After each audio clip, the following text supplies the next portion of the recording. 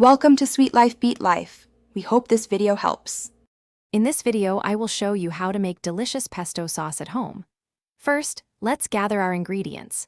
You'll need about 2 cups of fresh basil leaves, 1/2 cup of pine nuts, and 2 cloves of garlic.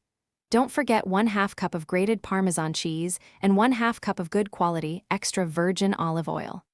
Using fresh, high-quality ingredients is key to achieving that vibrant, authentic pesto flavor. This simple recipe is perfect for any home cook. Next, we'll prepare a few key ingredients to enhance the pesto's flavor. Start by lightly toasting your 1/2 cup of pine nuts in a dry skillet over medium heat. This step brings out their natural oils and adds a wonderful depth. Keep a close eye on them, as they can burn quickly. Once golden and fragrant, remove them from the heat.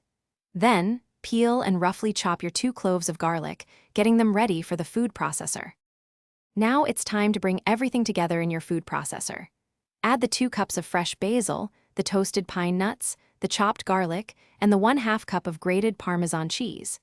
Pulse the mixture several times until everything is coarsely chopped and well combined. Then, with the food processor running, slowly drizzle in the 1/2 cup of extra virgin olive oil. Continue processing until your pesto reaches a smooth, creamy consistency.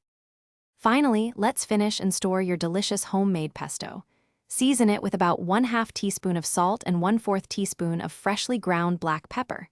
Give it a taste and adjust the seasonings if necessary. Remember, it's all about your preference. To store, transfer your pesto to an airtight container. You can keep it in the refrigerator for up to 5 days or freeze it in ice cube trays for longer storage. Enjoy your fresh, vibrant pesto. Thanks for watching. Consider subscribing if we helped you.